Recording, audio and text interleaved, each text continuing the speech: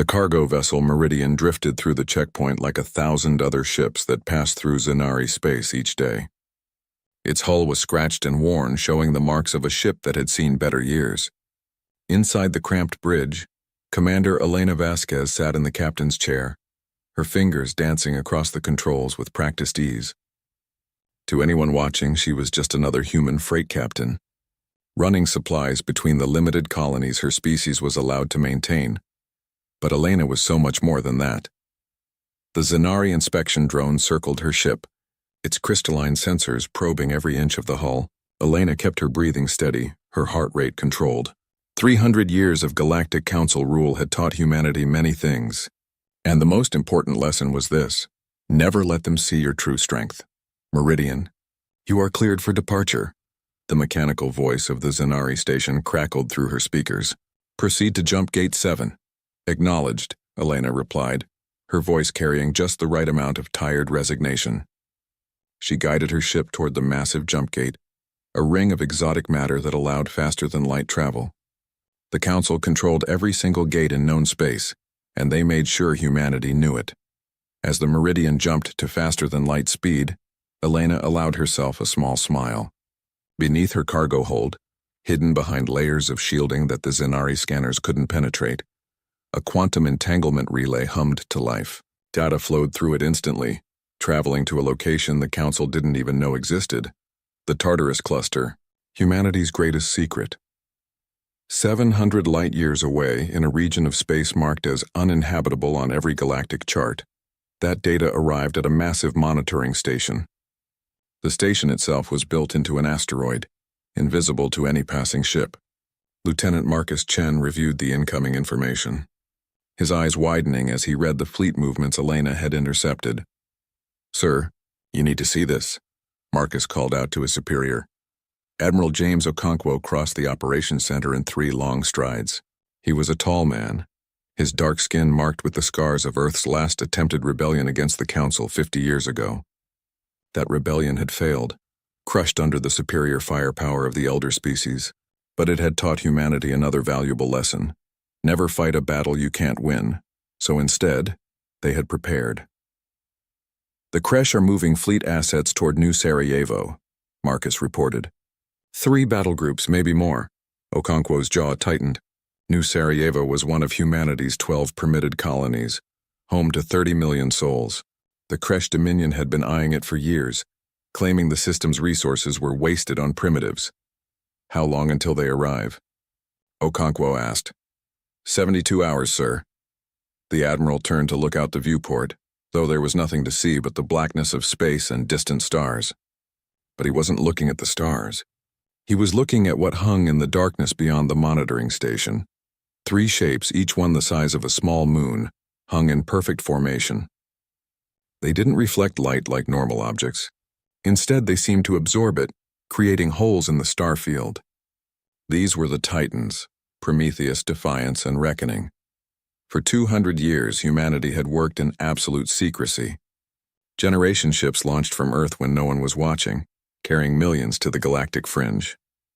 In the Tartarus Cluster, far from any jump gate or Council patrol, humans had built a civilization the galaxy didn't know existed. A civilization with one purpose: to ensure humanity would never kneel again. The Titans were the crown jewels of that effort. They had started as dwarf planets, unremarkable rocks orbiting a dead star. Human engineers had hollowed them out over decades, installing drives, weapons, and life support systems. Each one could house 1 billion people in its vast interior cities. Each one carried enough firepower to sterilize a planet, and the Council had no idea they existed. "Alert all 3 Titans," Okonkwo ordered. "Begin pre-activation sequences, and get me a secure line to Earth." On Earth, in a bunker beneath the ruins of Old Geneva, the Emergency Council met in secret. They were the true government of humanity, hidden behind the puppet administration that dealt with the Galactic Council.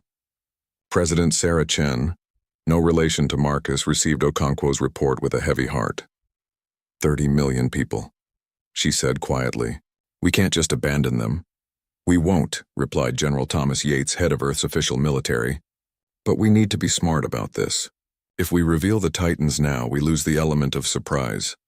"The Kresh are testing us," said Dr. Amara Okafor, humanity's chief scientist and one of the Titan Project's creators. "They want to see if we'll fight. If we don't respond at all, the Council will think we're completely broken. But if we respond with the Titans immediately, we show our hand too early." Sarah looked at each member of the Council. "What do you recommend?" Yates leaned forward. "We send our conventional fleet. Everything we've got that the Council knows about. We make them think we're throwing everything at this in desperation." "They'll be slaughtered," Sarah said. "Maybe not," Yates replied. "Admiral Chen is cunning. She knows how to make the Kresh pay for every meter of space. And while they're focused on our desperate defense, the Titans can move into position." "How long would the Titans need to reach New Sarajevo?" Sarah asked. Dr. Okafor pulled up a holographic star chart. 6 months using the fold drives. "We've never tested them at full power, so there's risk involved, but they'll arrive invisible to sensors until they drop out of fold space." Sarah made her decision. "Do it. Alert Admiral Chen to prepare the fleet, and Admiral Okonkwo begin the Titan deployment. But James," she added, using his first name, "you understand what this means? Once we start this, there's no going back. We're committing to war with the entire Galactic Council." Through the quantum link, Okonkwo's voice came back steady and certain. "Madam President, we committed to this war 200 years ago when we decided we'd rather die free than live as slaves. We're just finally strong enough to fight it." Back on the Meridian, Elena completed another supply run, this one to a mining outpost in Council space. She played her role perfectly, complaining about fuel costs and shipping regulations like any other independent captain would. But her mind was elsewhere. She had received coded orders. The kind of orders she'd trained for but hoped would never come. She was to gather intelligence on Zanari defensive positions, even if it meant exposing herself. The war was beginning, and every piece of information could save human lives. 3 days later, Elena found herself floating in space near a Zanari surveillance station. She wore an advanced stealth suit, invisible to their sensors, and carried tools that could splice into their network. Her mission was simple: plant a virus that would disable their early warning systems when the time came. The work took hours. The Zanari systems were sophisticated, crystalline computers that processed information in ways human minds struggled to understand. But Elena was patient, finding the weakness in their protocols, sliding her virus into place like a knife between ribs. She was almost done when the alarm sounded. Intruder detected. Section 7 Alpha. Elena's blood ran cold. She had tripped some backup systems she hadn't detected. Zanari security forces would arrive in minutes, and her stealth suit was already flickering, its power nearly exhausted. She made a choice. She activated her virus early, sending every piece of data she'd collected back to the Meridian on a tight beam transmission. Then she ran. She almost made it. The Zanari guards caught her just as she reached her hidden shuttle. Crystal weapons fired, and Elena felt agony explode through her shoulder as the energy blast struck home. She collapsed, her stealth suit failing completely. Through blurring vision, she saw the Zanari captain approach. Its crystalline body refracted light in 1,000 colors, beautiful and terrible. It spoke in the harmonious tones of its species, translated by her implant. A human spy. "How primitive. Did you really think your simple deceptions would work against us?" Elena said nothing. She had been trained for this. The Zanari would interrogate her, possibly torture her, but she would reveal nothing. The Titans were too important. The Zanari guards dragged her to their ship. As they threw her into a cell, she caught a glimpse through a viewport of the vast Zanari fleet assembling. Hundreds of ships, their crystalline hulls glittering like deadly jewels. They were preparing for something big. In her cell, Elena touched the hidden implant at the base of her skull. It was her final backup, a quantum communicator that could send one last burst transmission. She activated it, sending a simple message. Major fleet movement. Zanari preparing for action. Position compromised. The message would reach the Tartarus cluster instantly. It would reach Admiral Okonkwo, and it would ensure that even if she died here, humanity would be ready. Far away on the Titan called Prometheus, Admiral Okonkwo received Elena's message. He stood on the bridge, a vast chamber carved from the heart of the dwarf planet.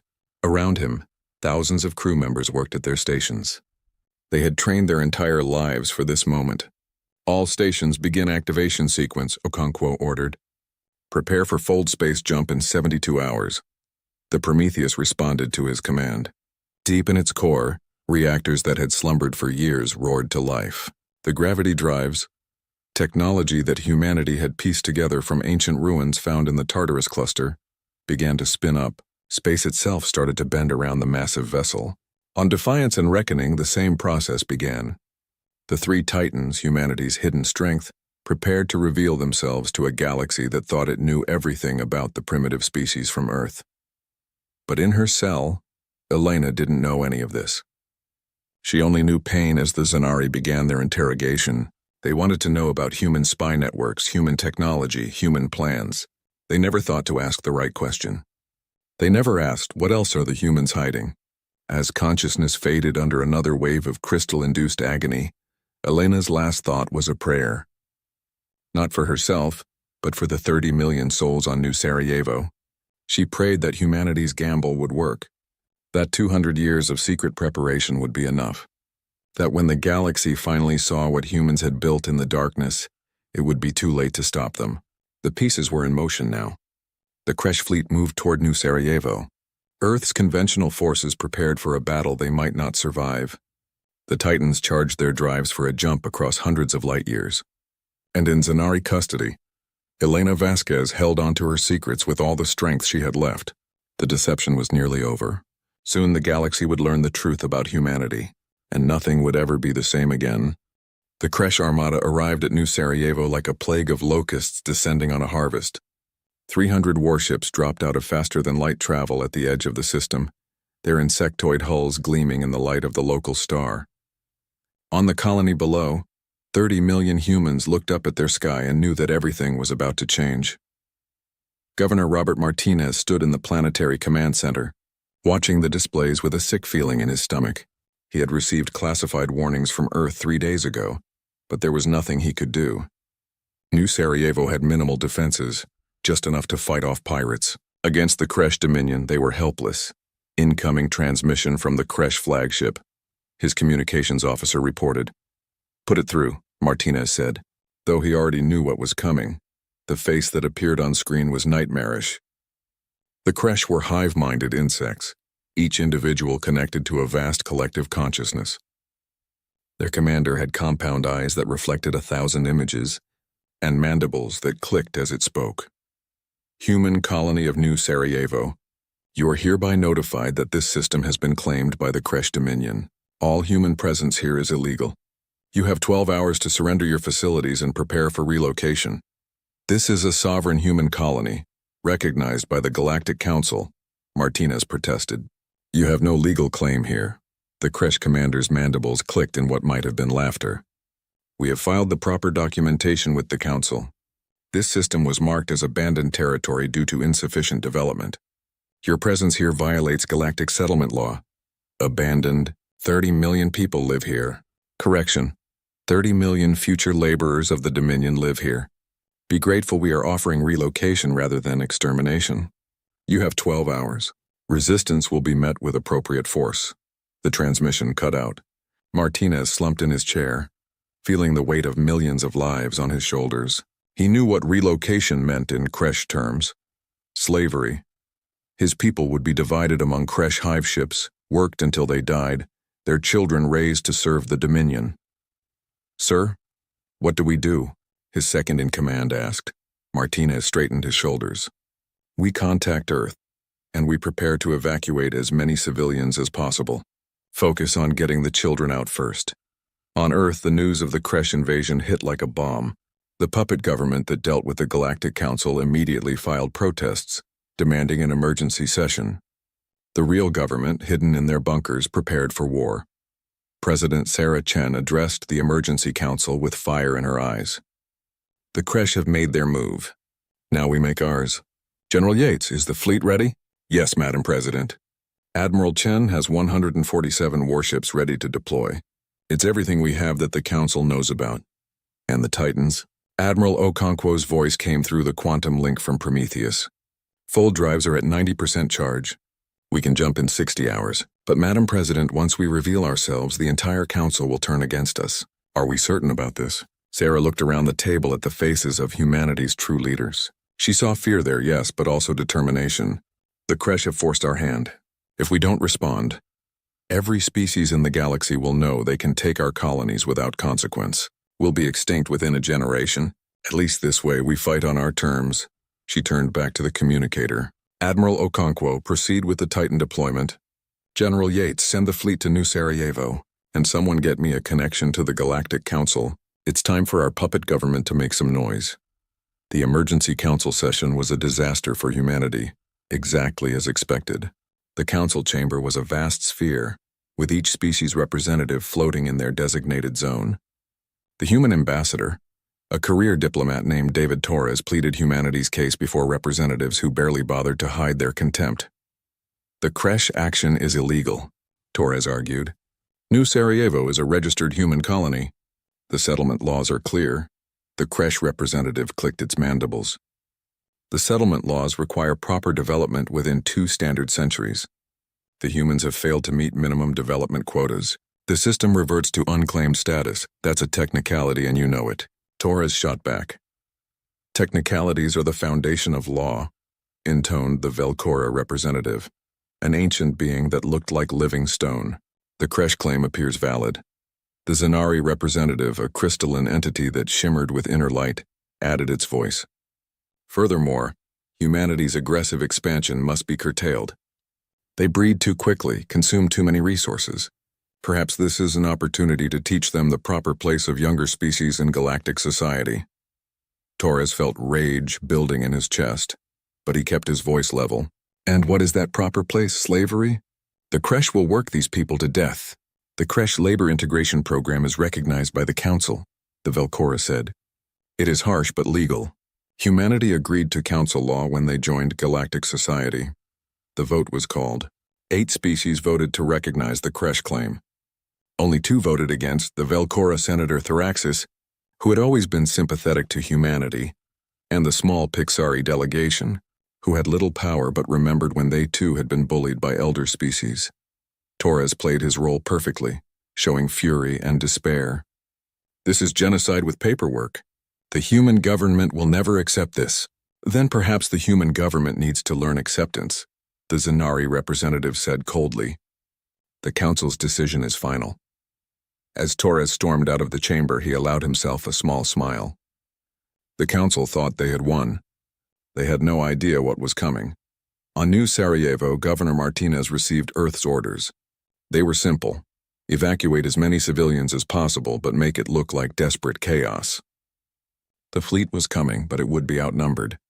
Earth needed the galaxy to see humanity as the underdog, fighting with courage but doomed to fail. The next 12 hours were agony. Civilian ships fled the planet by the thousands, stuffed beyond capacity with refugees. The creche watched with amusement, making no move to stop them. Why would they? There was nowhere for humans to run that the council didn't control.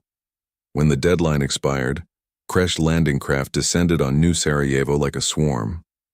They met no resistance from the skeleton defense force left behind. Martinez had ordered his soldiers to stand down. There would be no heroic last stand here. That would come later. The creche commander broadcast his triumph across the colony. This world now serves the Dominion. All remaining humans will report for labor assignment. Resistance is futile, but resistance was exactly what the creche were about to face. Admiral Keiko Chen stood on the bridge of the battleship Indomitable, humanity's flagship. Around her, 146 other warships prepared for battle. She was a small woman, barely 5 feet tall, but her crew would follow her into hell if she asked. All ships prepare to jump, she ordered. We're going to New Sarajevo. Her second-in-command, Captain Frank Morrison, looked at the tactical display with concern. Admiral, the creche have 300 warships. We're outnumbered 2 to 1. I can count, Frank, Chen replied with a tight smile. But we're not trying to win this battle. We're trying to send a message. What message is that, sir? That humanity doesn't surrender. Not anymore. The human fleet jumped to faster-than-light speed, heading for New Sarajevo. They would arrive in 18 hours. The creche, confident in their overwhelming numbers, didn't even bother to intercept them. Meanwhile, in Zanari custody, Elena Vasquez hung in her cell, her body broken but her mind still sharp. The Zanari had been interrogating her for days, using their crystal technology to inflict pain without leaving lasting damage. They wanted to know everything about human intelligence operations. Elena had told them nothing. She had endured torture training, had prepared her mind for this. But the Zanari were patient. They had time, they thought. Through her cell's viewport, she could see Zanari warships gathering. Hundreds of them, maybe thousands. The crystalline vessels were beautiful in a terrible way, each one a work of art and a weapon of destruction. A Zanari officer entered her cell, its crystalline body refracting the light into rainbows. "Human," it said, "your stubbornness is admirable but pointless. We have broken your encryption. We know about your spy network." Elena said nothing. "We know your people are sending their pathetic fleet to New Sarajevo. It will be destroyed, and then the Council will make an example of Earth itself. Your species' time in the galaxy is ending." Still, Elena remained silent. The Zanari leaned closer. "You will watch. We are taking you to the battle. You will see your fleet burn, and then we will take you to Earth to watch your homeworld die. Only then will we grant you the mercy of death." Elena met the alien's multifaceted eyes. "You're making a mistake," she said quietly. "Oh, and what mistake is that? You think you know everything about us. You don't know anything." The Zanari made a sound like wind chimes, its version of laughter. "We have studied your species for 3 centuries. We know your technology, your tactics, your limitations. What could you possibly hide from us?" Elena smiled through her pain. "You'll find out." The human fleet arrived at New Sarajevo to find the creche waiting for them. 300 insectoid warships formed a battle line that stretched across space. Behind them, the colony world hung like a prize they had already won. Admiral Chen stood calmly on her bridge as her tactical officer called out the odds. 300 creche warships confirmed. "We're reading heavy plasma cannons, missile batteries, and boarding craft. Admiral, we can't win this." "No," Chen agreed. "But we can make them pay. All ships, battle formation Delta 7. Prepare to engage." The human fleet moved into position, smaller ships forming a defensive screen around the larger battleships. It was a standard formation, something any species in the galaxy would recognize. The creche commander broadcast a message: "Human fleet, withdraw immediately or be destroyed. This system belongs to the Dominion." Chen's response was simple: "Come and take it." The creche attacked with overwhelming force, expecting the human fleet to crumble. What they got instead was a nightmare. The human ships fought with a ferocity the creche had never encountered. They used tactics that violated every convention of civilized warfare. Kamikaze drones, AI-guided missiles that learned and adapted, weapons that targeted life support instead of shields. The humans fought dirty, fought mean, fought like every battle was their last, and they coordinated with inhuman precision. The creche couldn't intercept their communications because the humans used quantum encryption, a technology supposedly beyond their reach. Every ship moved like part of a single organism, anticipating each other's actions perfectly. In the first hour of battle, the creche lost 90 ships. The humans lost 20. The creche commander couldn't believe it. How is this possible? They're primitives, but the humans weren't primitives. They were cornered animals with nothing to lose and everything to prove. And they had spent 3 centuries preparing for this moment. Admiral Chen watched her tactical display with grim satisfaction. "Target their command ship. All battleships full broadside." The human battleships concentrated their fire on the creche flagship. The insectoid vessel's shields failed under the withering assault, and then its hull began to tear apart. "They're breaking," Chen's tactical officer shouted. "The creche are retreating." And they were. The creche, facing losses they had never imagined possible, turned and fled. Out of 300 ships, only 200 survived to jump to faster-than-light speed. Chen's bridge erupted in cheers, but the admiral remained focused. Damage report: 47 ships lost or critically damaged. The rest are operational but hurt. It was a terrible price, but they had won. Against impossible odds, humanity had won. But even as her crew celebrated, Chen knew the truth. This was just the opening move. The creche would report to the Council, and the Council would respond with overwhelming force. Earth had maybe weeks before the full might of galactic civilization descended on them. "Send a message to Earth," Chen ordered. "Tell them we've bought them time. And someone free New Sarajevo. Those people have earned their liberty." As human Marines landed on New Sarajevo to liberate the colony, Elena watched from her cell aboard the Zanari flagship. Even through the pain of her injuries, she felt pride. Humanity had struck back. The galaxy would remember this day. But the Zanari officer who had interrogated her entered her cell, and its harmonious voice held a new note. Fury. Your fleet has won a battle, but the Council is assembling an armada. 700 ships, human, the largest fleet in 10,000 years. They will scour your species from the galaxy. Elena looked at the alien with defiant eyes. Then we'll make you regret it. With what? Your pathetic fleet is broken. Earth has no defenders. You have nothing left. Elena's smile was cold and certain. Keep thinking that. Deep in the Tartarus cluster, Admiral Okonkwo received the news of the victory at New Sarajevo. Around him, the bridge of Prometheus hummed with activity as the fold drives reached full charge. All systems ready, sir, his operations officer reported. We can jump on your command. Okonkwo looked at the holographic display showing the 3 Titans in perfect formation. 200 years of preparation had led to this moment. He thought of Elena, captured by the Zanari. He thought of the 30 million souls on New Sarajevo who had been hours from slavery. He thought of every human who had lived under the Council's thumb for 3 centuries. All ships, he said, his voice carrying to every crew member on all 3 Titans. Initiate fold space jump. Destination, Sol system. It's time to bring our people home. The 3 massive vessels, each one the size of a small moon, began to shimmer as their drives bent reality itself. Space folded around them and they slipped into a dimension where distance meant nothing. The Titans were coming, and the galaxy had no idea what was about to hit them. The Galactic Council chamber erupted in chaos. Representatives from a dozen species shouted over each other, their translation devices creating a cacophony of anger and disbelief. At the center of it all, holographic displays showed the impossible. The Kresh Dominion had lost nearly a third of its fleet to the primitive humans. The Zanari representative demanded silence with a pulse of harmonic sound that cut through the noise. Order, we must have order.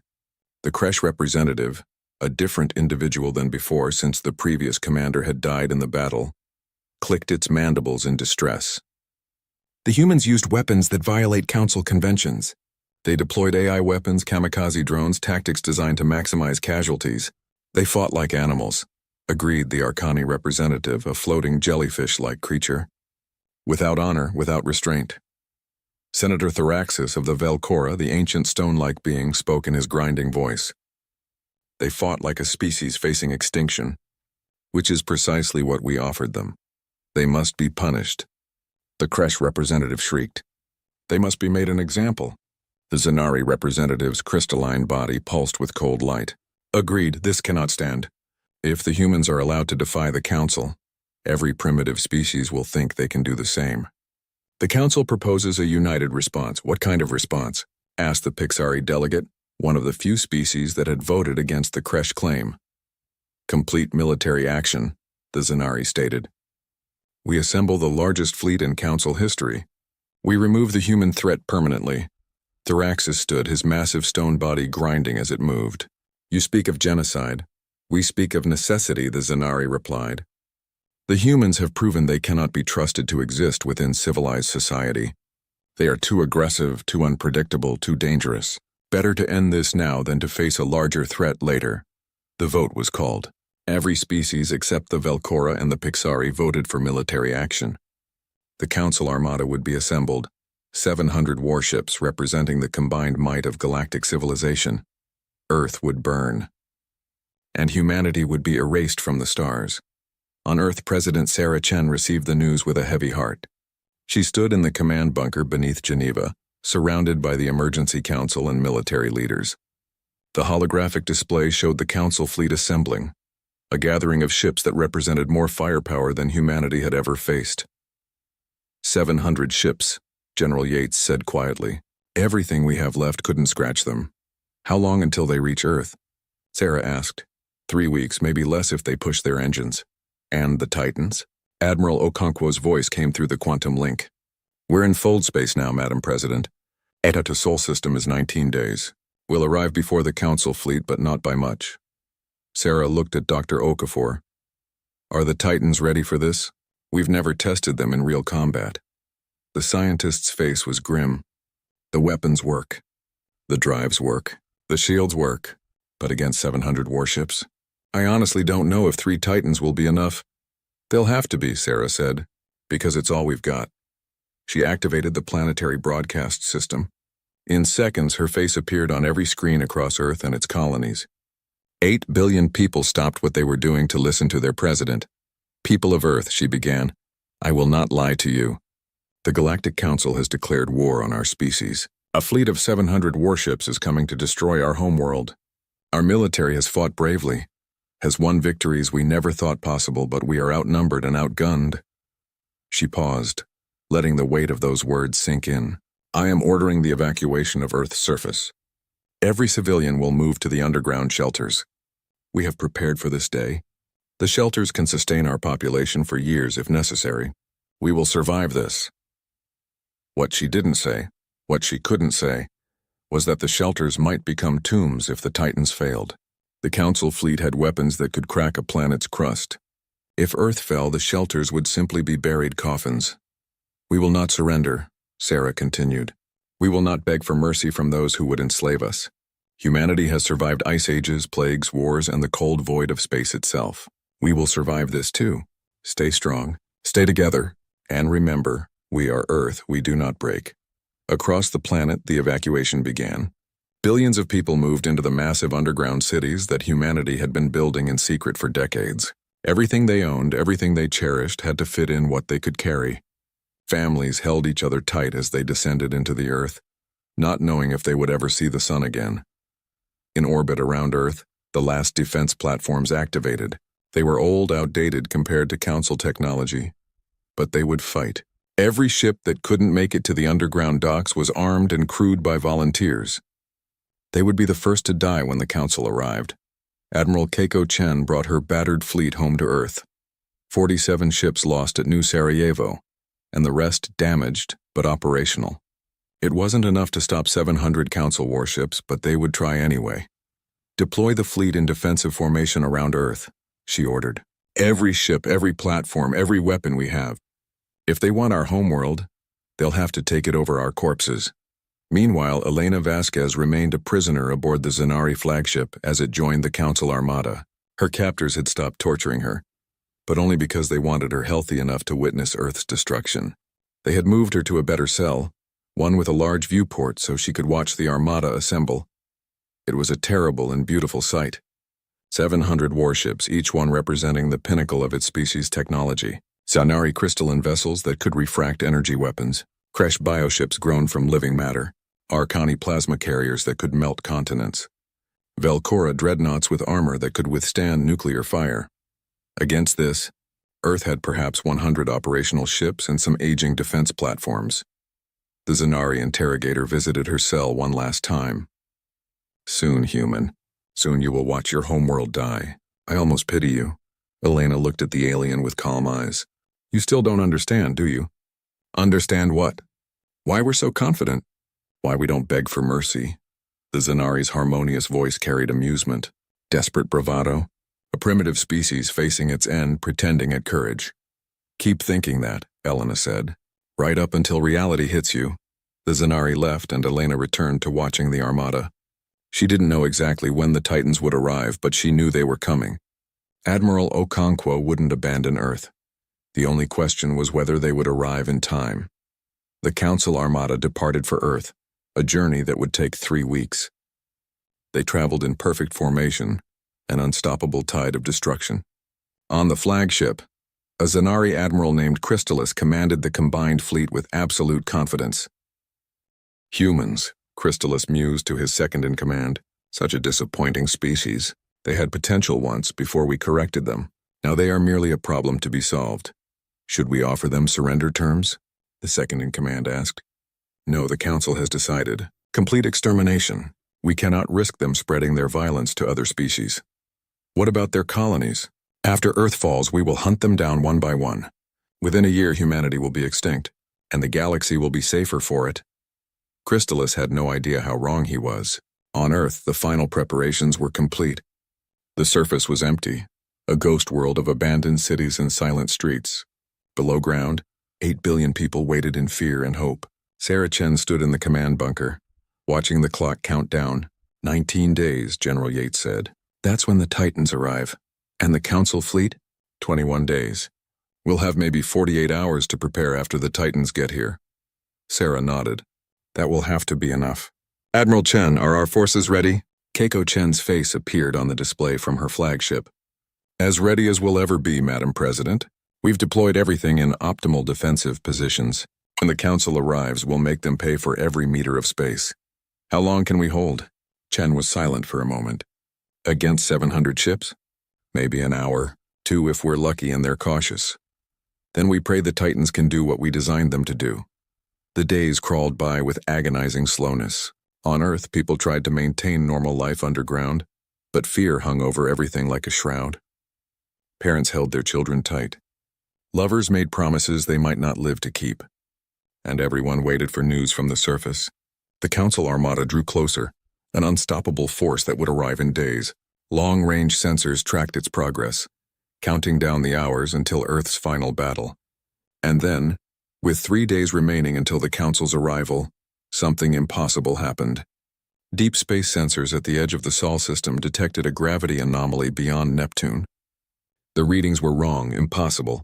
Space itself was tearing open and something massive was emerging. In the command bunker, alarms blared. "Madam President," a sensor officer shouted. "We have fold space emergence at the outer system." Sarah's heart leaped. "The Titans?" "Yes, ma'am." Reading 3 massive objects emerging from fold space. Gravity signatures match Prometheus, Defiance, and Reckoning. "They're here!" The bunker erupted in cheers. Against all odds, humanity's secret weapons had arrived ahead of schedule. The Titans were home. Admiral Okonkwo stood on the bridge of Prometheus as his ship completed its emergence from fold space. The journey through folded dimensions had been harrowing, but they had made it. Through the viewport he could see Earth, beautiful and blue and home. "All systems report green," his operations officer said. "Defiance and Reckoning have also emerged successfully. All 3 Titans are operational. Scan for the Council fleet," Okonkwo ordered. "No contacts in system, sir. We beat them here." Okonkwo allowed himself a moment of relief before getting back to business. "Open a channel to Earth." President Sarah Chen's face appeared on his screen and he could see tears of joy on her cheeks. "Admiral Okonkwo, welcome home." "Madam President, we're a bit early." Sarah laughed, a sound of pure relief. "Best news I've heard in weeks. How long until you're ready for battle?" "The Titans are ready now," Okonkwo replied. "But we'll need to coordinate with Admiral Chen's fleet. We've got maybe 3 days before the Council arrives and we need to make every second count." Over the next 72 hours, the Sol system transformed into a fortress. The 3 Titans took up positions around Earth, forming a defensive triangle. Each Titan was a small moon, bristling with weapons that humanity had spent 2 centuries developing. Gravity drives that could create localized black holes, mass drivers that could accelerate asteroids to relativistic speeds, energy weapons that drew power from the Titan's planetary cores, and each Titan housed 1 billion people in its vast interior. They were not just weapons. They were arcs designed to preserve humanity even if Earth fell. Admiral Chen's conventional fleet deployed around the Titans, ready to provide support. They were small compared to the massive planetary fortresses, but they would fight alongside them. On the 3rd day, as Earth held its breath, the Council Armada arrived. 700 warships dropped out of faster-than-light travel at the edge of the system. Admiral Crystallis stood on the bridge of his flagship, ready to witness humanity's end. "Begin scanning for human fleet positions," he ordered. "Prepare to engage and destroy all resistance." The sensors came back with readings that made no sense. "Admiral, we're detecting massive gravity anomalies near Earth. The readings are wrong. We're showing objects the size of small moons, but that's impossible." "Explain," Crystallis demanded. "Sir, the sensors are saying there are 3 objects, each roughly 2,000 kilometers in diameter, in orbit around Earth. But our databases have no record of such objects. Earth has only 1 moon, and these are—" The sensor officer's voice trailed off as the visual feed came through. On the main display, the 3 Titans appeared in all their terrible glory. Massive spheres of rock and metal, their surfaces covered in weapon emplacements, their cores glowing with the power of contained stars. "What are those?" Crystallis whispered. Before anyone could answer, a transmission came through on all frequencies. Admiral Okonkwo's face appeared, broadcast from Prometheus to every ship in the system. "Council fleet," Okonkwo said, his voice calm and certain. "You came to our home to commit genocide. You thought humanity was weak, broken, helpless. You were wrong about all of it. He gestured to the viewports behind him where Earth hung in space defended by its guardian titans. For 3 centuries you kept us on a leash.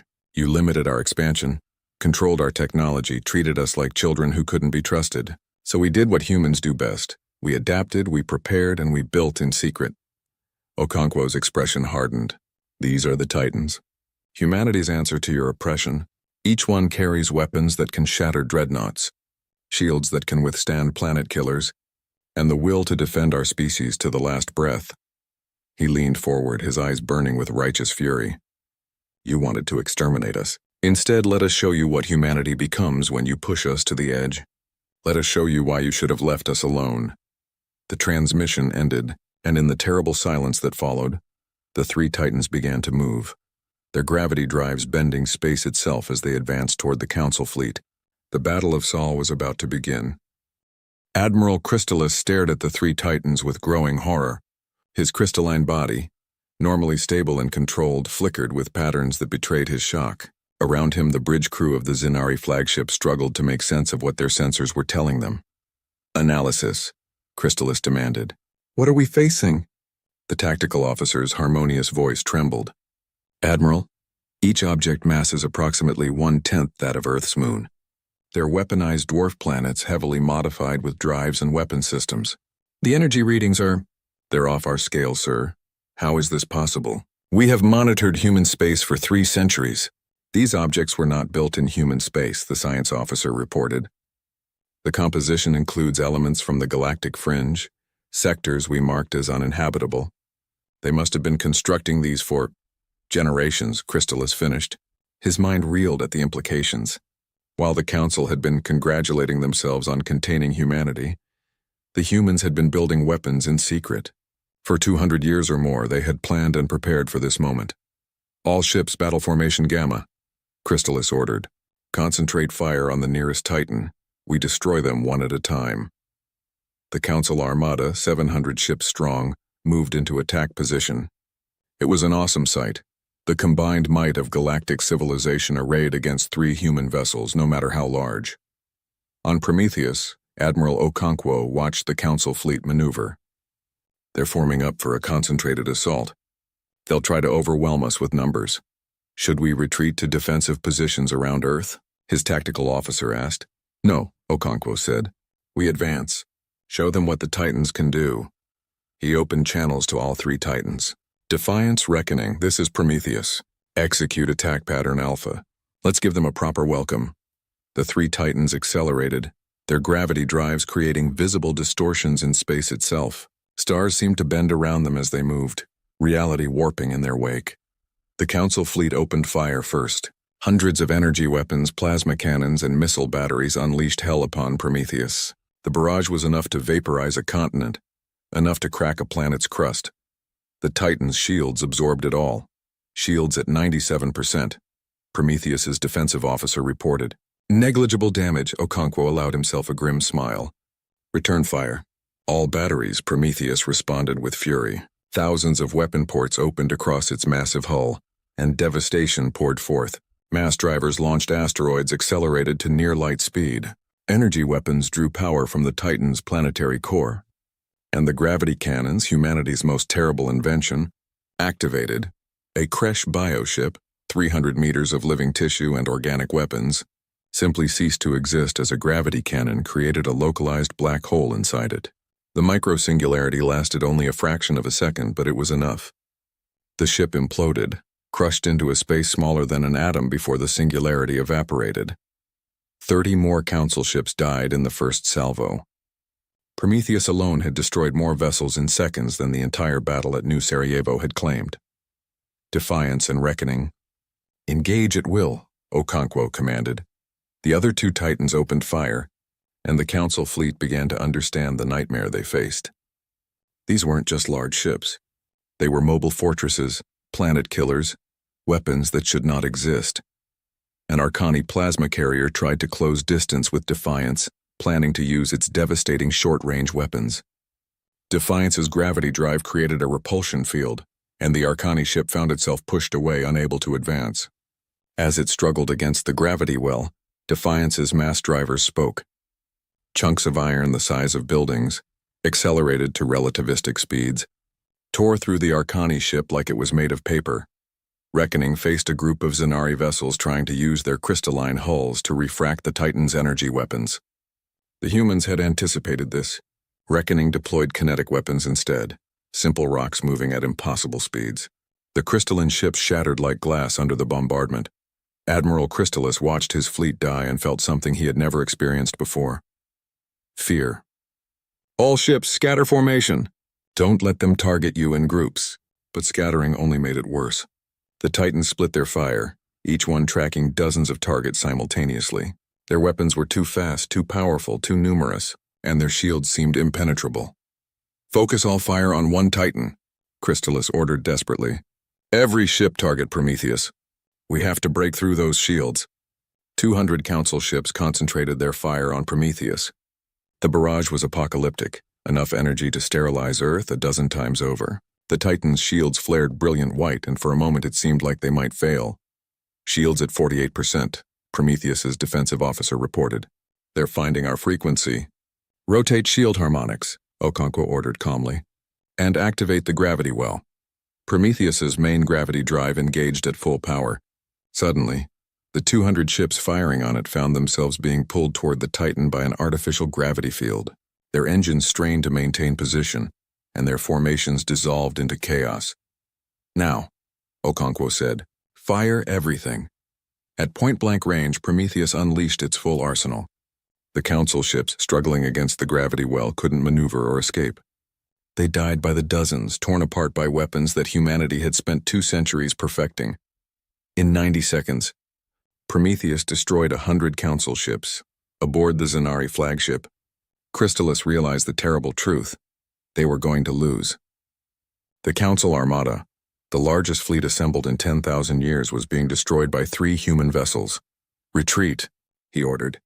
All ships retreat to jump distance. But the Titans weren't done.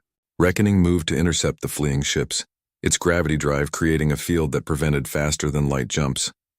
Ships that tried to engage their FTL drives found their engines tearing themselves apart as they fought against the Titan's gravitational interference. Admiral Chen's conventional human fleet, which had been holding back, now entered the battle. They were small compared to the Titans, but they attacked with the same ferocity they had shown at New Sarajevo. Kamikaze drones swarmed damaged Council ships. AI-guided missiles sought out vulnerable systems. The humans fought with a coordination and ruthlessness that terrified the Council forces. On the Zanari flagship, Elena Vasquez watched the battle through her cell viewport with fierce satisfaction. Her captors had wanted her to witness Earth's destruction. Instead, she was watching the Council fleet die. The Zanari interrogator entered her cell, its crystalline body flickering with patterns of distress. This is impossible. How did you hide this from us? Elena stood, her injuries forgotten in the rush of victory. Because you underestimated us. You thought we were primitives, easy to control, easy to predict. You never imagined we could build something like the Titans. Where? Where did you build them? Does it matter now? Elena asked. You're losing. Your fleet is dying, and when this is over, the galaxy will know that humanity is not to be trifled with. The ship shuddered as a nearby explosion rocked it. The Zanari looked at Elena with something like desperation. We could destroy Earth. One ship could get through, crack the planet. Try it, Elena said coldly. See what happens when you threaten our homeworld with 3 Titans watching. The Zanari fled the cell, leaving Elena alone. She pressed against the viewport, watching Prometheus destroy another cluster of Council ships. The Titan moved with impossible grace for something so massive, its weapons firing in perfect synchronization. Admiral Okonkwo coordinated the battle from Prometheus's bridge. Status report. 407 Council ships destroyed, the tactical officer reported. Enemy forces are in full retreat. Remaining ships are attempting to reach jump distance. Let them go, Okonkwo ordered. But not all of them. Target their flagships. I want the Council leadership to make it home and tell everyone what happened here. Defiance and Reckoning moved to cut off escape routes, but they allowed some ships to flee. The Zanari flagship, with Elena still aboard, was one of them. Crystallis, his pride shattered, ordered the retreat. The remaining Council ships, less than 300 now, jumped to faster-than-light speed and fled the Sol system. They left behind the wreckage of 400 vessels, the debris of the largest military defeat in galactic history. As the last Council ship vanished, the human fleet erupted in cheers. They had done it. Against impossible odds, Earth had survived. On Prometheus, Okonkwo allowed himself a moment of relief before addressing his crew. Well done, everyone. But stay alert. This was just the first battle. The Council will regroup and they'll come at us differently next time. He opened a channel to Earth. President Sarah Chen appeared on screen, tears streaming down her face. Admiral, you did it. You saved Earth. We all did, Madam President. Every human who kept the secret, who built the Titans, who fought today. This victory belongs to all of us, and what now? Sarah asked. Now we change the galaxy, Okonkwo replied. We've proven we can defend ourselves, but we need to make sure the Council never threatens us again. It's time to dictate terms. Across human space, the news spread like wildfire. The Battle of Sol became instant legend. Humanity, the species everyone thought was broken and helpless, had revealed weapons that could challenge the entire Galactic Council. In the underground cities of Earth, 8 billion people celebrated. They emerged from their shelters to see the sky again, to see their 3 guardian Titans orbiting overhead. Children pointed up at the massive spheres and knew they were safe. On New Sarajevo, Governor Martinez watched the news with tears of joy. His colony was free, truly free, and the creche would never threaten them again.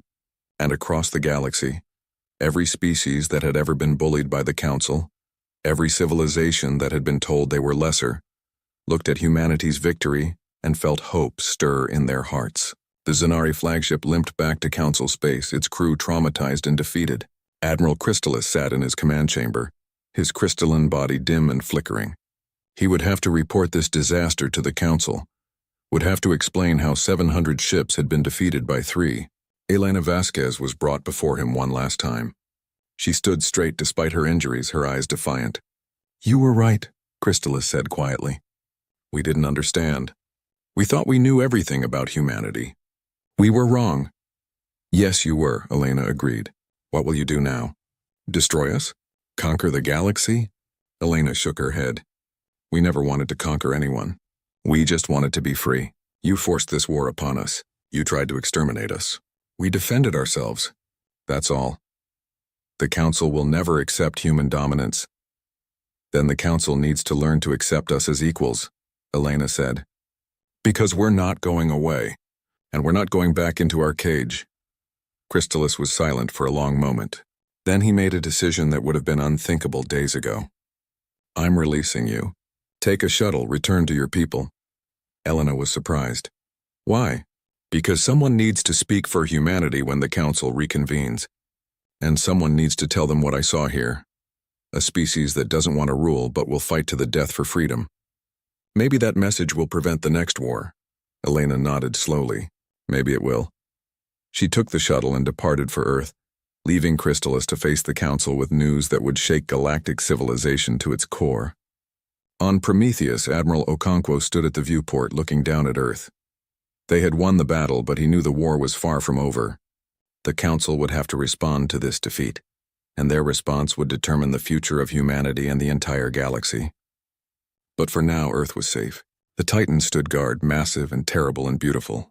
Humanity had revealed its hidden strength, and the galaxy would never underestimate them again. The age of humanity had begun, and nothing would ever be the same. The Galactic Council chamber had never seen such chaos. Representatives from every species shouted accusations, demanded explanations, and argued about what had happened at Sol. The holographic displays showed the aftermath of the battle again and again. 400 warships destroyed. The pride of galactic civilization shattered by 3 human vessels that shouldn't exist. Admiral Crystallis stood before the Council, his crystalline body dim with shame. He had led the largest fleet in 10,000 years, and he had been defeated, humiliated. The other representatives looked at him with contempt and fear in equal measure. Explain, the Zanari High Chancellor demanded, her harmonious voice sharp with anger. How did this happen? Crystallis's report was clinical, factual. The humans deployed 3 weaponized dwarf planets, each approximately 2,000 kilometers in diameter. They call them Titans. The weapons technology exceeds our own in several categories: gravity manipulation, Kinetic weapons at relativistic speeds, shield technology that resisted our combined firepower, and their coordination was perfect, faster than should be possible. Where did they build these titans? The Kresh representative asked, its mandibles clicking nervously. Based on material analysis of debris we collected, the construction site was in the galactic fringe. Sectors we marked as uninhabitable. They've been building in secret for at least 2 centuries, possibly longer. The chamber erupted again. 200 years. While the council thought they were containing humanity, keeping them weak and controlled, the humans had been preparing, playing the long game, pretending to be broken while building weapons that could destroy the council itself. Senator Thraxus of the Velcora rose from his seat, his massive stone body grinding with movement. I warned you. I told you that suppressing humanity would lead to this. A species pushed to the edge will either die or become dangerous. The humans chose to become dangerous. They must be destroyed. The Arcani representative shrieked. We cannot allow this threat to exist. With what? Thraxus asked calmly. We just lost 400 ships trying to destroy them. They have proven they can defend themselves. How many more ships will you throw away? How many more lives? We could mobilize every vessel in council space, the Kresh suggested. Thousands of ships. Even the Titans cannot stand against that, can't they? Thraxus gestured to the holographic display. Look at the battle data. 3 Titans destroyed 400 ships while taking minimal damage. Their shields adapted to our weapons. Their tactics countered everything we tried, and they fought from defensive positions around their homeworld, which means they weren't even trying to win. They were just trying to make us leave. He let that sink in before continuing. What happens when they decide to attack? What happens when those Titans appear in our space around our worlds? Can any of us truly defend against weapons like that? The chamber fell silent. It was a terrifying thought. The Titans appearing in Zenari space or Kresh territory or any of the council worlds. They had seen what those weapons could do. There must be a response, the Zenari High Chancellor insisted. We cannot appear weak. Then let the response be wisdom instead of pride, Thraxus said. Open negotiations with humanity. Recognize them as equals. Give them the freedom they've been fighting for. Because the alternative is more war, and I do not believe we will win it. Never, the Kresh representative shouted. Humans are primitives. They cannot be trusted with such power. They already have the power, Thraxus pointed out. The question is what we do about it. The debate raged for hours, but no consensus emerged. The council was paralyzed, split between those who wanted revenge and those who recognized the new reality. Finally, they agreed on one thing. Send an emissary to Earth to hear humanity's demands. Senator Thraxus volunteered for the mission. He would go to Sol, speak with the humans, and try to find a path that didn't lead to galactic war. On Earth, President Sarah Chen stood in the restored government building in Geneva, no longer hidden underground. The evacuation was over. Humanity had returned to the surface, and they had done so as victors. Through the windows, she could see one of the Titans in orbit, Prometheus hanging in the sky like a second moon. Madam President, her aide announced, the Galactic Council has sent an emissary. Senator Thraxus of the Velcora requests permission to land and negotiate. Sarah nodded. Grant permission. But the meeting will be here on Earth on our terms, and make sure Admiral Okonkwo and Elena Vasquez are present. 3 days later, Senator Thraxus descended to Earth aboard a small diplomatic shuttle. The ancient Velcora had lived for thousands of years and seen the rise and fall of civilizations. But he had never seen anything quite like the Titans. As his shuttle passed Prometheus on approach to Earth, he marveled at the sheer scale of human ambition and ingenuity. The meeting took place in Geneva's historic assembly hall. Sarah Chen sat at the head of the table, with Admiral Okonkwo on her right and Elena Vasquez on her left. Elena's injuries had healed, and she wore her Navy uniform with pride. Across from them, Senator Thraxus settled his massive stone body into a reinforced chair. Senator, Sarah began, you're one of the few council members who voted against the Kresh claim on New Sarajevo. You've been fair to humanity, so I'll be direct with you. What does the council want? Thraxus's grinding voice carried a note of respect. The council is divided. Some want to continue the war until humanity is destroyed. Others recognize that such a war would devastate both sides. I represent a third option, peace but on new terms. What terms? Okonkwo asked. Full membership in the Galactic Council, equal representation, access to all jump gates and trade routes. recognition of human sovereignty over all current colonies and any future expansion within designated sectors. Sarah exchanged glances with her advisors. That's more than we expected. The Council has learned a painful lesson, Thraxis said. Oppression breeds resistance. You humans spent 2 centuries preparing to defend yourselves because we gave you no other choice. Had we treated you as equals from the beginning, the Titans might never have been built. The Titans were built from necessity, Elena said. But now that they exist, they change everything. The Council can't put this genie back in the bottle. No, Thraxis agreed, which is why we must adapt. The Council's power has always come from technological superiority.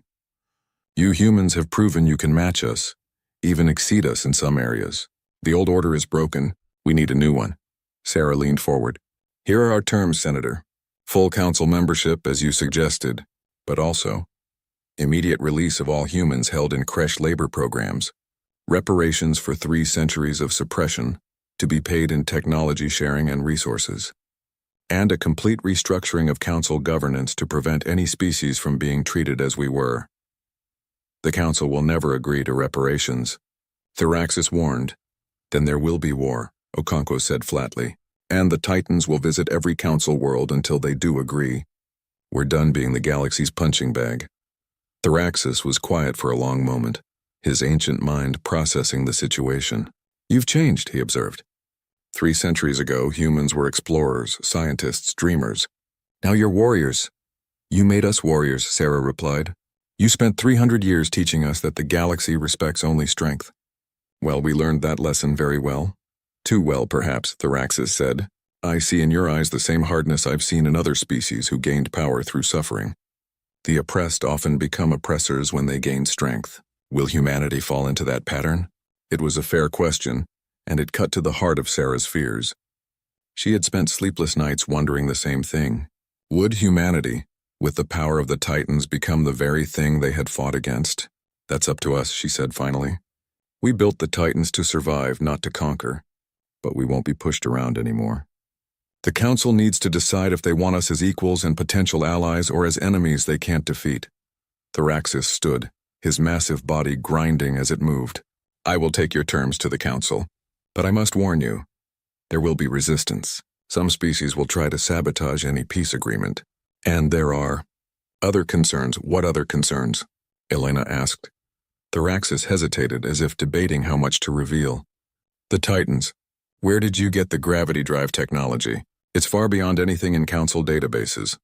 Okonkwo and Sarah exchanged a look. They had known this question would come eventually. We found it, Okonkwo admitted.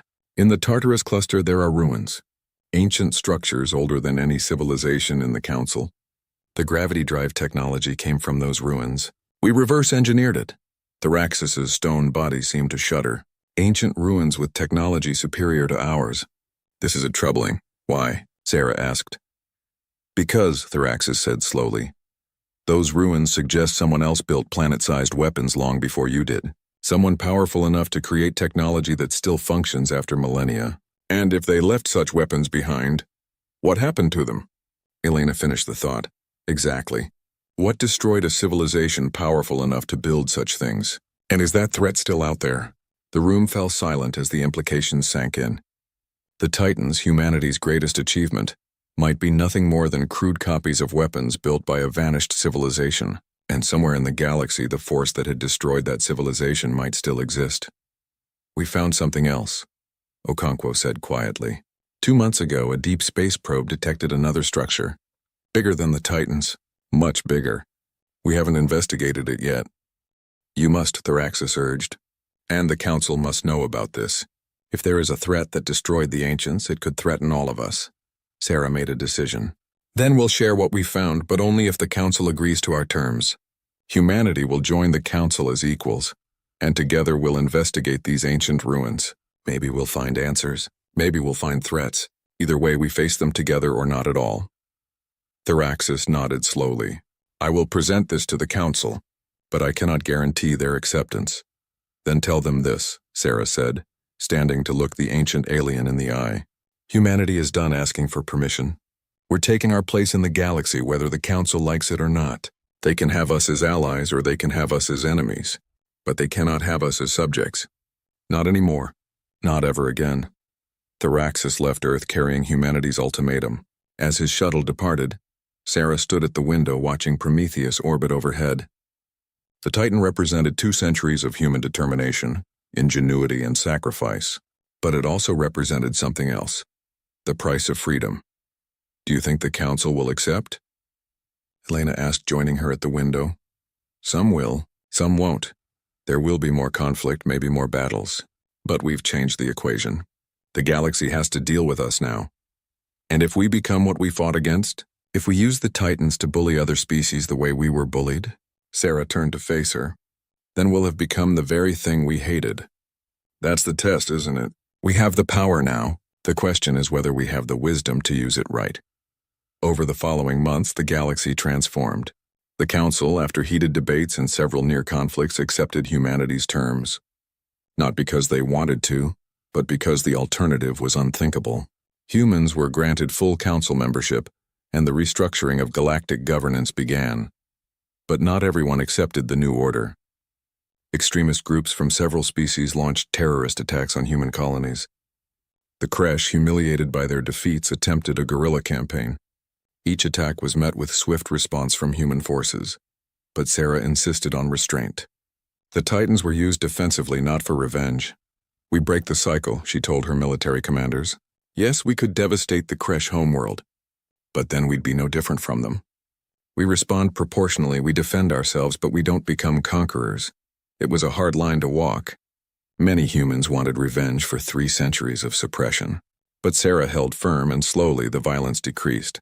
Meanwhile, humanity and the Council sent a joint expedition to investigate the ancient ruins in the Tartarus cluster. What they found was both amazing and terrifying. The structures were part of a vast network spanning the galactic fringe. Whoever built them had technology that made the Titans look primitive, and in the largest structure they found a warning. A message left by the ancient builders, translated after months of work. We built these weapons to defend against the darkness between stars. We failed. Flee while you can. The darkness between stars. No one knew what that meant. But long-range sensors began detecting anomalies at the galaxy's edge. Massive objects moving in the void between galaxies. Something was out there. Something that had destroyed a civilization far more advanced than the Council. A year after the Battle of Sol, Sarah Chen addressed the Galactic Council for the first time as an equal member. The chamber that had once looked down on humanity now listened to her words with respect born of fear and necessity. We face a common threat, she said, something that destroyed the ancients, something that may be coming for us. Humanity spent 2 centuries preparing to fight the Council. Now we propose something different, that we prepare together to fight whatever is coming. And if we refuse? The Kresh representative asked. Sarah's expression was hard. Then you face it alone. Humanity will defend itself and its allies, those who remain our enemies. While the Titans will defend human space. The rest of the galaxy is your problem. Senator Thraxus rose to speak. Or, he said, we could choose wisdom over pride. The humans have proven they can build what we cannot. Their ingenuity, their determination, their refusal to accept limits. These are strengths the galaxy needs. I propose we not merely accept humanity as equals, but learn from them. It was a revolutionary idea. The elder species learning from the primitives. But the threat was real and the Council was desperate. The vote was called. For the first time in galactic history, the Council voted unanimously to form a true alliance, with humanity not just included but integral to galactic defense. Elena Vasquez, now humanity's official ambassador, stood beside Sarah as the vote was announced. We did it, she whispered. We're free. For now, Sarah replied. But there's something bigger coming. The ancients' warning was clear. We won our freedom just in time to face something worse than the Council ever was. On Prometheus, Admiral Okonkwo stood in the observation deck with Dr. Amara Okafor. They were looking at a holographic display showing the anomalies detected at the galaxy's edge. The objects were massive, larger than planets, and they were moving with purpose toward the galactic core. How long until they reach inhabited space? Okonkwo asked. Dr. Okafor ran the calculations again, hoping for different results. At their current speed? 15 years, maybe 20 if they slow down. And we have no idea what they are. The ancients called it darkness between stars. Whatever destroyed them is coming back. And James, the energy readings from those objects dwarf anything we've ever seen. The Titans would be like throwing pebbles at a mountain. Okonkwo nodded slowly. Then we have 15 years to prepare. Humanity has gotten very good at preparing in secret. Now we'll do it openly with the whole galaxy helping. You think we can build something to stop them? I think we have to try. Because the alternative is extinction. Not just for humans, but for every species in the galaxy. Down on Earth, in the hidden research facilities where the Titans had been designed, human engineers and council scientists worked together for the first time. The technology sharing had begun. Humans offered their gravity drive designs, their shield technology, their weapon systems. In return, the council shared faster-than-light communications, advanced materials, energy systems humanity had never imagined. The combination was powerful. Within months, they had designs for new Titans, bigger and more advanced than the first three. Plans for a defensive network spanning the entire galaxy. Weapons that combined human ingenuity with alien technology in ways that neither could achieve alone. But it would take time they might not have. Sarah stood in her office looking at reports from across human space. The colonies were thriving now, expanding into sectors the Council had once forbidden. Trade was flowing freely. Human ships traveled the jump gates without restriction. After 3 centuries, humanity was finally free to reach for the stars. But the victory felt hollow. They had fought so hard for freedom, only to discover a threat that made the Council's oppression seem trivial by comparison. A chime announced a visitor. Elena entered carrying a data pad. "Madam President, you need to see this. It's from the expedition to the largest ancient structure." Sarah took the pad and read the report. Her eyes widened. They found ships? Intact ships from the ancient civilization?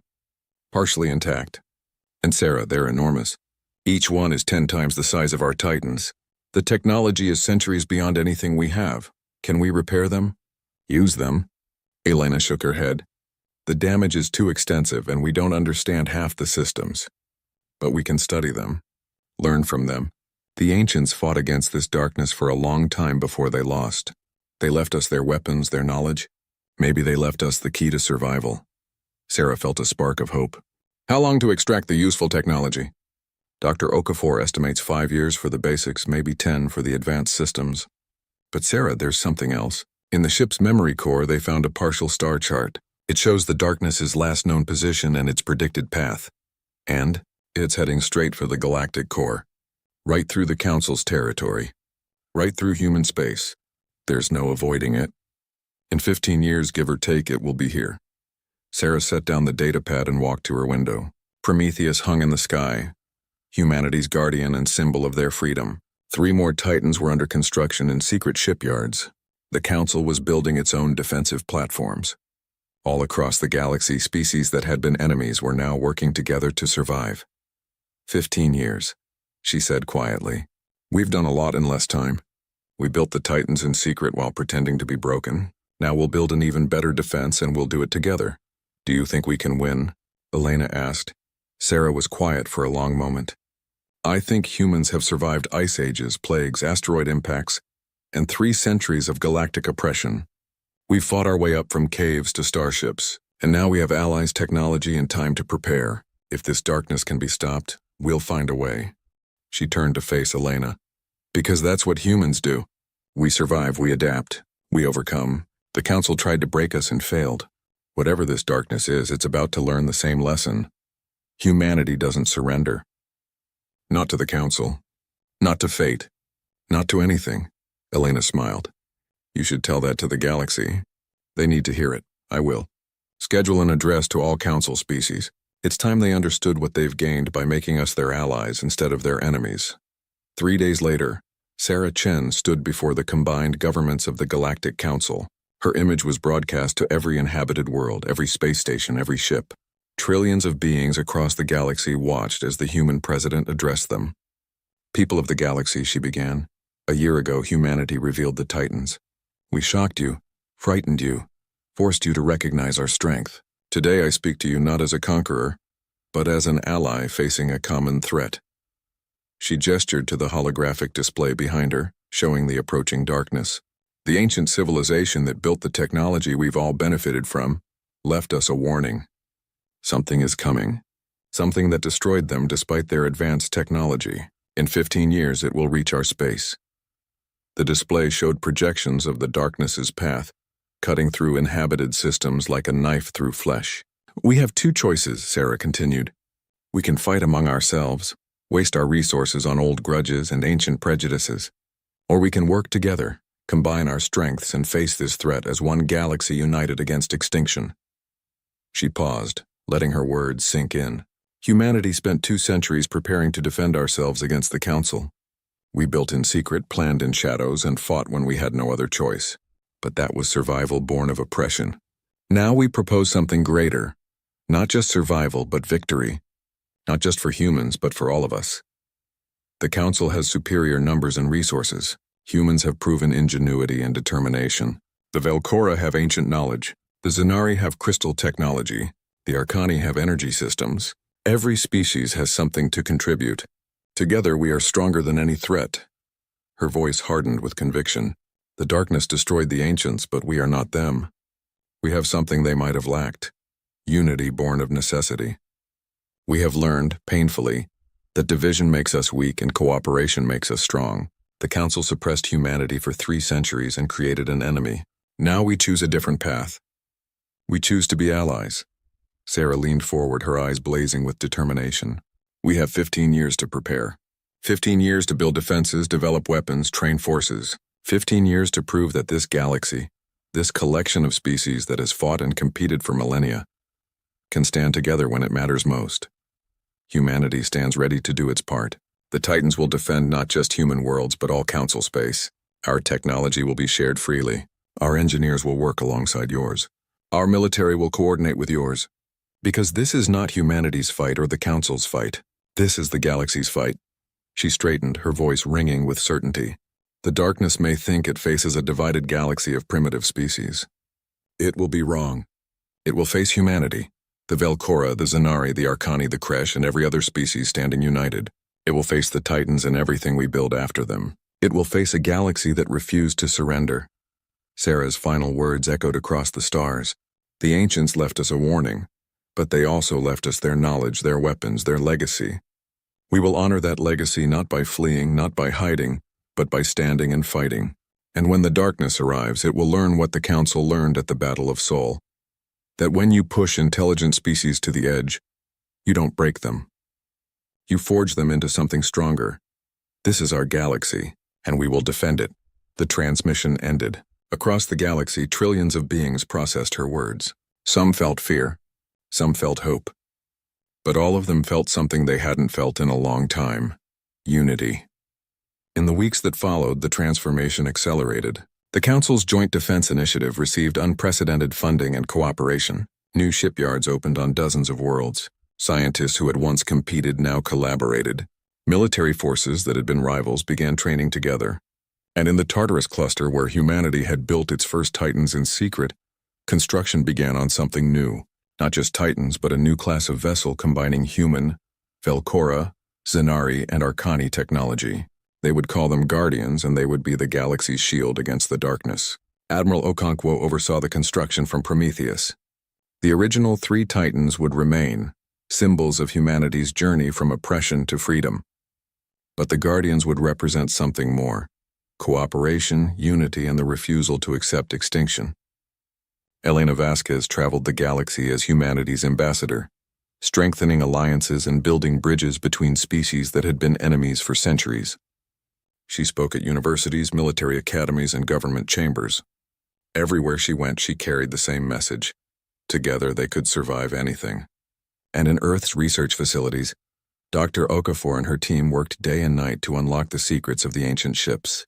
Every breakthrough brought them closer to understanding how to fight the darkness. Every discovery gave them hope. Sarah Chen stood in her office 15 months after the Battle of Sol, looking at progress reports. 6 new Guardians under construction. Defense platforms in every major system. Joint training exercises involving a dozen species. Technology sharing at unprecedented levels. The galaxy was preparing. But was it enough? In 13.5 years, they would find out. Her communicator chimed. It was Admiral Okonkwo. Madam President, you should come to the Tartarus cluster. We've found something in the ancient ships. Something important. What is it? A message. From the ancients to whoever found their vessels. It's a battle plan. Instructions on how to fight the darkness. They knew they would lose, so they left us the information we'd need to win. Sarah felt tears spring to her eyes. The ancients, in their final days, had thought not of themselves, but of the species that would come after them. They had left weapons, knowledge, and now a strategy. They had given the future a chance. "I'm on my way," she said. "And James, make sure every species gets a copy of that battle plan. We're going to need everyone to follow it." "Already done. Sarah, we might actually survive this." "We will survive it," she replied with certainty, "because that's what intelligent species do. We survive." As she boarded the shuttle that would take her to the Tartarus cluster, Sarah looked back at Earth one last time. The planet that had birthed humanity, that had suffered under council oppression, that had been targeted for genocide, the planet that had refused to break. Prometheus hung in orbit, a reminder of what humans could achieve when they refused to accept limits. But soon the Guardians would join it, vessels built by a dozen species working together, symbols not of one species' strength but of galactic unity. The darkness was coming, but the galaxy would be ready. And when it arrived, it would face something the ancients had never achieved, a truly united front of species that had learned, finally, to see each other not as competitors, but as allies. Humanity had fought for freedom and won. Now they would fight for survival, not alone, but alongside the very species that had once oppressed them, and together, they would prove that the galaxy could defend itself against any threat, no matter how dark, no matter how ancient, no matter how powerful, because in the end, the greatest strength of intelligent species was not their weapons or their technology. It was their ability to overcome differences, work together, and refuse to surrender in the face of impossible odds. The age of the Titans had begun as one species' desperate bid for freedom. It would continue as the galaxy's united stand against extinction, and somewhere in the darkness between stars, something ancient and terrible continued its approach, unaware that the galaxy had changed, unaware that the species it was coming to destroy had learned to stand together. The final battle was still years away, but when it came, the darkness would face not a divided galaxy of frightened primitives, but a united civilization armed with ancient knowledge, modern technology, and the determination of species that had chosen survival over surrender. The warning had been heard, the legacy had been claimed, and the galaxy would be ready.